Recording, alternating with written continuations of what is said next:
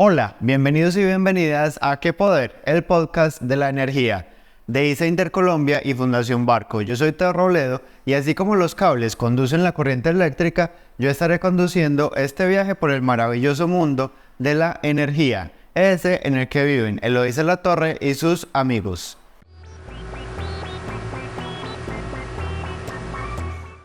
Les recuerdo que ¿Qué Poder? El podcast de la energía es un viaje de emociones en el que exploramos la relación entre dos términos fascinantes, energía y educación. Buscamos de manera sencilla, conversada y práctica facilitar la comprensión y promover la apropiación social del conocimiento en relación al mundo de la energía. En este viaje nos encontramos con Nia Gutiérrez. Nia es artista, es estudiante de la licenciatura en Artes de la Universidad de San Buenaventura. ¿Quién mejor que ella misma para presentarse? Contarnos quién sos, qué haces y qué es lo que te da la energía para hacer lo que haces. Bueno, hola a todos y todas, mucho gusto, mi nombre es Nia Gutiérrez, soy estudiante, como dice Teo, del cuarto semestre de la licenciatura en Educación Artística de la Universidad de San Buenaventura. También soy técnica auxiliar en atención a la primera infancia, soy cuidadora de un niño y artista de Sabaneta ya hace varios años y bueno, muy contenta de estar en este espacio. Bueno, como yo les contaba, vamos a enfocarnos en este podcast en dos conceptos fascinantes, energía y educación. Con Nia vamos a abordar el concepto de educación con una pregunta y es cómo llevarle conceptos complejos a niños y niñas pequeños. Y vamos a empezar con la pregunta de rigor y es ¿qué es para ti la energía? Bueno, yo creo que para mí la energía es como la manera o la herramienta más bien que utilizamos nosotros para conectarnos, ¿cierto? Entonces ya sea como esa herramienta con la que yo me conecto con el otro o me conecto con literalmente la energía de física, de elementos eléctricos.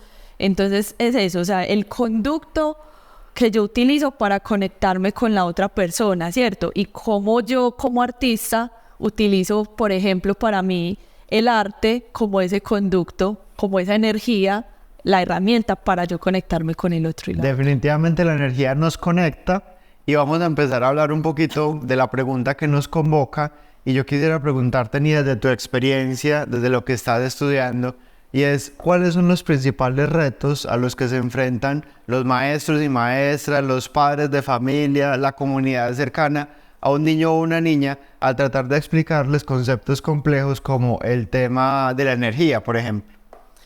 Bueno, yo creo que el principal reto es ponernos como en la posición o en la mentalidad de un infante, ¿cierto?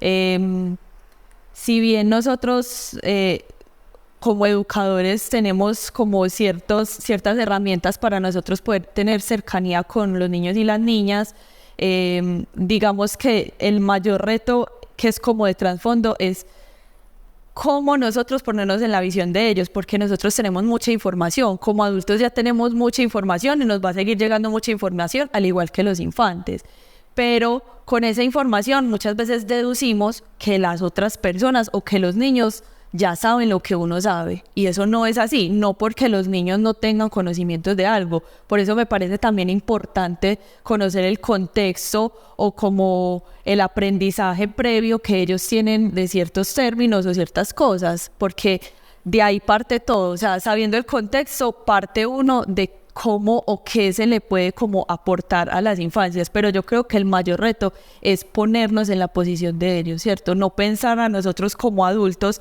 qué le queremos decir, sino ellos qué necesitan escuchar también, ¿cierto? Como en la posición de infancia. A mí me gusta como esa mirada de es una cosmovisión distinta a la de los niños a los adultos sin necesidad de que sea menor o que tengan menos conocimientos o nociones, pero sí hay una cosa y es de pronto como adultos ya manejamos un bagaje o un estudio sobre los temas que nos da, por ejemplo, la posibilidad de hablar de manera más amplia. Para los niños hay que simplificarles los conceptos. ¿Cómo lograr simplificar un concepto como puede ser energía o política o sociedad a un niño o una niña? Bueno, Yo creo que ahí es cuando abordamos el tema de la visión que ellos tienen con el mundo o cómo ellos se comunican, ¿cierto? Porque si bien nosotros, digamos, ya nos comunicamos es con palabras, ¿cierto? Que es como el medio que los adultos utilizamos, las infancias se comunican de maneras más sensoriales o más visuales, por ejemplo, ¿cierto? Que yo creo que ahí es que le toca a uno empezar a buscar las herramientas de si yo me comunico con la palabra y ellos se comunican con lo visual, por ejemplo, o lo musical, o en general con los sentidos, entonces buscar esas alternativas, no sé, musicales o imágenes en las que ellos puedan como mirar qué es lo que yo quiero comunicarles, ¿cierto? Porque yo creo que antes de uno aprender a leer o a escribir, uno ve, ¿cierto? Uno aprende a caminar viendo cómo el papá o la mamá o los tíos o el entorno en el que está camina, ¿cierto? Y ese es como el impulso que uno tiene. Entonces vuelvo a la visión de una infancia y es cómo aprendo yo, ¿cierto? Cuál también es como la inteligencia múltiple que yo he desarrollado más. Pero en general las infancias aprenden mucho desde los sentidos. Entonces... Sí, yo por ejemplo tengo un sobrino chiquito, de hecho muy chiquito, tiene 6 meses y él pues ya es fascinado con la vaca Lola. Entonces como ese tema de la musicalidad en la educación que muchas veces se pierde, pues yo creo que en mi colegio tuve una clase de música, de músicas colombianas una vez y ya y nunca más se usó. Pero es lo que vos decís, como a través del juego, de la música, logramos llevarle esos conceptos a los niños. Y tengo aquí una pregunta, y es cómo no perder la precisión del concepto, es decir, transmitirles a los niños información que sea veraz, que sea cierta, que les empiece a servir para hacerse una idea de algo. ¿Cómo mantener esa precisión a la vez que se simplifica el concepto o se trata de llevar de alguna otra manera que no sea a través de la palabra de los niños y niñas?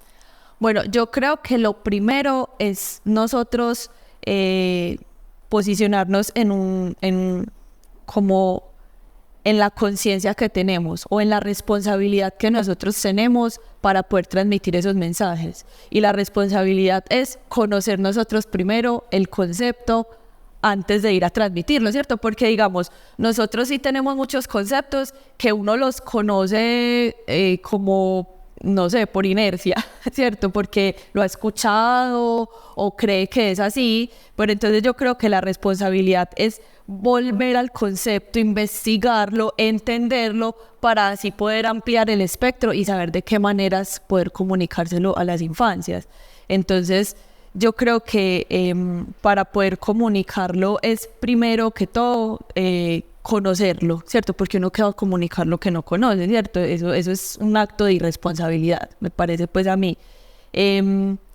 Y lo otro ya es buscar las alternativas, ¿cierto? Otra vez la visión del niño o niña, que le gusta también, ¿cierto? Porque yo, por ejemplo, he interactuado con muchos niños y todos tienen gustos diferentes, ¿cierto? Entonces a unos les gusta más la música, pero a otros les gusta más lo visual o la pintura. Entonces es como yo busco eso que le gusta para poder llamar su atención y poder comunicar a partir de eso.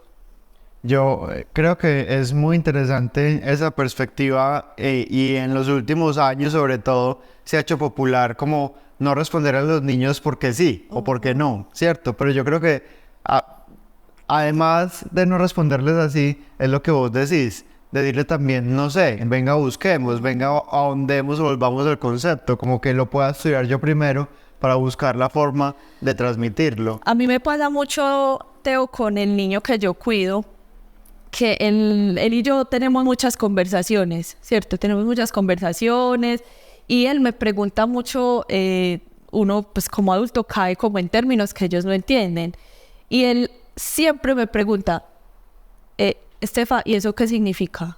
Siempre, esa es la pregunta puntual que él me hace. Cuando yo no la sé, eso es lo que yo digo, mi amor, no tengo idea, pero ven investiguemos, ven busquemos y aprendamos juntos, porque es cierto, también es como no ir con esas ideas de que uno es el sabelotodo, porque no es así, o sea, también es como volver a la humanidad que uno tiene y que como humanos también estamos en constante aprendizaje. Y yo también reconozco mucho, por ejemplo, que el niño que yo cuido o mis sobrinos, yo he aprendido cosas supremamente grandes y significativas para mi vida de ellos que son tan pequeños. Entonces es como el aprendizaje se construye, ¿cierto? No es que yo voy a ir a darle el aprendizaje a él, sino cómo construimos ese aprendizaje. Entonces ven, conozcamos los dos esto, construyamos como también la visión del mundo nosotros. Entonces... Y lo que vos decís tiene que ver mucho con un libro, se me olvida el autor, pero se llama El Maestro Ignorante, y es precisamente eso, en la relación de educación aprenden todos. Aprende el niño que está preguntando, el padre, el tío, la abuelita que vuelve a hacerse preguntas después de dar las cosas por hecho, porque el cielo es azul, porque flotan los barcos, porque nos movemos. Y aquí pues Nia empezó a hablar desde su experiencia con el niño que cuida. Nia es artista. Y hay de pronto profes que nos pueden estar escuchando que dicen, bueno, pero es que yo no soy profe de artística, entonces se me dificulta implementar algunas técnicas que tengan que ver con cosas diferentes a la palabra en el aula de clase. Desde tu experiencia en las artes, en el teatro, las manualidades, la oralidad, ¿cómo qué recomendaciones les darías a los profes para que implementen cosas artísticas en sus materias, que pueden ser matemáticas, sociales? ¿Cómo qué actividades puntuales se te ocurren? Bueno, yo creo que más que actividades, porque realmente actividades eso aparece en toda parte. O sea, para vos poder ver una actividad, buscas en internet o en un libro y te va a aparecer millones de actividades de lo que vos querás. Pero yo creo que lo principal es abrirse a la exploración. Porque en el mundo, por ejemplo, del arte, si vos no te abrís a la exploración, te estás negando ese aprendizaje, ¿cierto? Entonces, hay muchas maneras de aprender, métodos de Montessori y un montón de pedagogos que hablan sobre como la didáctica y todo, pero yo creo que va más como desde la voluntad de uno de poder abrirse a eso, a la exploración con el otro. Y ahí, perdón, ahí voy a mencionar algo que es que no se nos puede olvidar que para nosotros interactuar con las infancias no podemos olvidar las actividades rectoras, ¿cierto? Que son 4 actividades rectoras, que son el juego, la literatura, el arte y la exploración del medio. Estas actividades rectoras están innatas en las infancias, ¿cierto? No es que uno se las enseñe, sino que ya vienen innatas en las infancias, y es a partir de esas actividades rectoras cómo los niños y niñas construyen su aprendizaje. Entonces me parece súper importante mencionarlo, porque no podemos olvidar estas actividades rectoras, porque realmente es como el conducto que nos lleva a el aprendizaje y a poder vincularnos de maneras más asertivas con las infancias. Pasa, por ejemplo, también en temas complejos para los niños y las niñas, de hecho complejo para la sociedad entera, y es que hay personas que no son capaces de hablarle a los niños y niñas de términos como las violencias, como el abuso, porque son temas muy complejos, pero que los niños deben saber precisamente para poder comunicarse con una persona en caso de que sean víctimas de alguna de estas violencias. Hablamos de temas teóricos ahorita como la energía y la política en la sociedad, pero ¿cómo hablarles de estos temas como su sexualidad, por ejemplo, las cosas que no puede hacer un adulto con ellos a los niños y niñas? Yo creo que ahí se deben abordar 2 cosas súper importantes, y es la emoción, ¿cierto? La emoción que nos causa, pero también primero, para poder saber qué emoción nos causa, tenemos que conocer nuestro cuerpo como territorio, al hablar, por ejemplo, de violencias. Entonces, si nosotros les ayudamos a los niños y a las niñas a conocer cada parte de nuestro cuerpo, ¿cierto? Hablando desde la sexualidad, a conocer cada parte de nuestro cuerpo y a reconocer qué emoción nos causa cuando nos toca un desconocido, una parte de nuestro cuerpo, o puede ser conocido también, si eso nos incomoda, y les ayudamos a reconocer que eso es incomodidad o que eso es enojo. Yo creo que ahí hay un límite que ya se traza y que los niños aprenden a reconocer ese límite. Te cuento una anécdota. En estos días la mamá del niño que yo cuido lo llevó a que lo mutilaran, Y el muchacho que lo motiló, pues siendo muy carismático con él, le hizo cosquillas en la panza. A él no le gustó. Y él le dijo a la mamá, mamá, ese muchacho me tocó la panza y a mí no me gustó. Entonces la mamá le dijo, mi amor, si tú quieres, puedes ir y decirle, yo te acompaño. Entonces, él lo hizo, o sea, él se arrimó del muchacho, le dijo que no le había gustado que le tocara la panza y que por favor a la próxima le pidiera permiso. Entonces el muchacho quedó como, porque no lo hizo con malas intenciones, simplemente quería como buscar el juego. Pero mira que hay cosas que de pronto uno hace muy intuitivamente con los niños y las niñas que puede estar pasando ese límite, y es precisamente eso que hemos hecho pues con el niño que yo cuido, y es saber reconocer su cuerpo, pero también qué sensaciones le causa, ¿cierto? Cuando alguien toca su cuerpo o se sobrepasa de ese límite que él, digamos, ya ha trazado, de acuerdo pues como a lo que se le ha ido enseñando, pero ha sido algo que él ha trazado. La pregunta que tenemos en este podcast con Nia es cómo llevar términos complejos a los niños y las niñas, y hemos abordado como varias opciones de respuesta. Una es como pararse desde la cosmovisión de los niños y las niñas, entender que es una cosmovisión distinta sin ser menor, sin ser menos, sino es distinta, con una realidad distinta. También está el tema de ayudarle a los niños y a las niñas a entender cuáles son sus emociones, si es miedo, si es curiosidad, si es rabia, o cuál es la emoción con la que están trabajando. También hemos hablado de las prácticas, como por ejemplo implementar la música, el arte, las manualidades, para tratar de aprovechar esos conceptos rectores. Actividades rectores que tienen los niños y las niñas, y partir desde ahí y no tratar de imponer desde la cosmovisión que tenemos las personas ya adultas sobre esos temas. Quisiera hacer una pregunta, y es cómo se pueden aprovechar lo que vos dices de los principios rectores, de las actividades rectoras, por ejemplo, la literatura, el juego, la exploración del mundo, desde esa visión de los niños. También no es la visión que tenemos de esos conceptos los adultos. Nuestros juegos son muy distintos a los juegos que hace un niño, aunque las mecánicas son parecidas. Entonces, ¿cómo aprovechar esas actividades rectoras para implementar cosas puntuales en el aula? Yo creo que uno en el aula debe ser muy propositivo, ¿cierto? En el aula o en el lugar de aprendizaje, ¿cierto? Porque ya no solo se habla del aula de clases.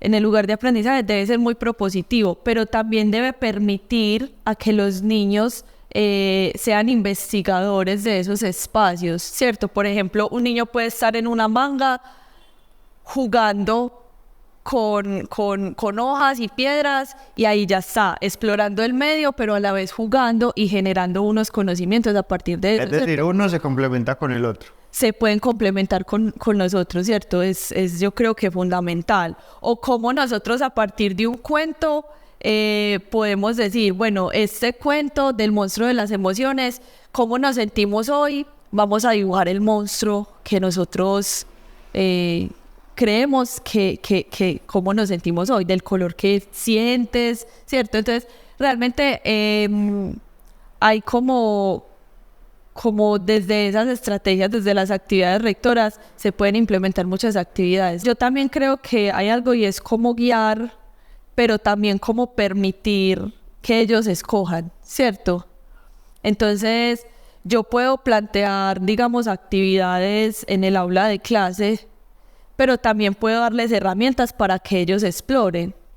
Es que a mí me parece fundamental como la construcción en conjunto, porque, digamos, los niños muy intuitivamente también construyen su conocimiento a partir de esas exploraciones con el arte, con la literatura. Entonces sí, es como guiarlos, pero también dejarlos que ellos construyan su conocimiento, que ahí se da un aprendizaje significativo. Tengo una pregunta con los términos que hemos hablado hasta ahora, y es términos relacionados a temas técnicos, relacionados a problemas sociales. Y una cosa que se usa mucho en niños y niñas es tratar de usar las metáforas, las analogías. Esto se parece a... Entonces podemos decir que las hormiguitas son como esa línea que conecta, si uno quiere explicar el concepto de electricidad, por ejemplo, entonces que se parece la corriente eléctrica, se parece a esas hormiguitas que caminan largos trayectos para llegar a un punto, pero también hay en momentos que esas analogías no es tan bueno usarlas, es mejor ser concretos. Lo hablábamos ahorita, el tema de las violencias y el abuso, llamar las cosas por su nombre, cómo saber en qué caso usar la literatura, las analogías, las metáforas, y en qué caso esos términos complejos, decírselos de una manera más directa, más puntual, más precisa. ¿Qué criterio tener ahí? Pues yo creo que ahí sí tocas como ser muy intuitivos como en el tema que se va a abordar, ¿cierto?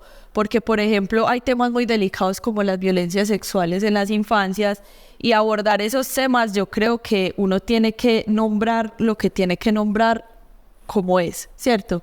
Entonces, yo, digamos, puedo hablar sobre mencionar los genitales como con el nombre que es, ¿cierto? Para que se conozca su cuerpo, pero también digamos que puedo ya como explicar el tema, o yo lo haría así, como explicar el tema con una metáfora, ¿cierto? Entonces, por ejemplo, yo sé que mi genital se llama de tal manera, pero ¿qué color le pongo a esa zona que no quiero como que me toquen, ¿cierto? Entonces, si acá es zona roja, pero si acá es zona verde, ¿sí me hago entender? Sí. Entonces, mira que es como ser muy intuitivos y buscar la alternativa para que ellos comprendan, pero sí es como poner un semáforo. Exacto. Una analogía que se puede hacer, como si te tocan el hombro, pues está bien que no te guste expresarlo, pero no es tan grave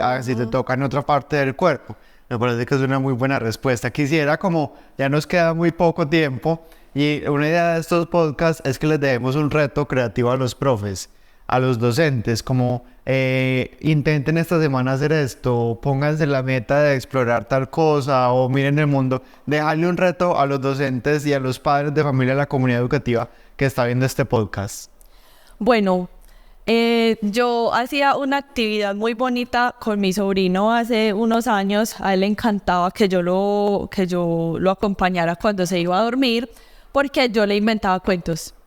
Entonces, yo creo que el reto es, normalmente a los papás, esto yo creo que puede ir más como al entorno familiar, y el reto es: atrévanse a inventar cuentos, a ver otras visiones del mundo con lo que ustedes quieran. Vea, uno no tiene que implementar netamente la razón para construir un mundo fantástico con los niños y las niñas. Entonces yo creo que el reto es ese, o sea, intenten construir esos cuentos, inventarse esos cuentos, dejen volar su imaginación con los niños y las niñas en las noches, imagínense mundos fantásticos de lo que ustedes quieran, y liberen como todas esas presiones que también tenemos, ¿cierto? Yo creo que eso es un ejercicio muy sanador, y que acompañamos a las infancias en nuestro espacio, digamos que es como un espacio significativo de acompañamiento, de acogida, un espacio familiar, pero también un espacio que nos sirve a nosotros para sanar, para explorar nuevas cosas y para salirnos de la rutina.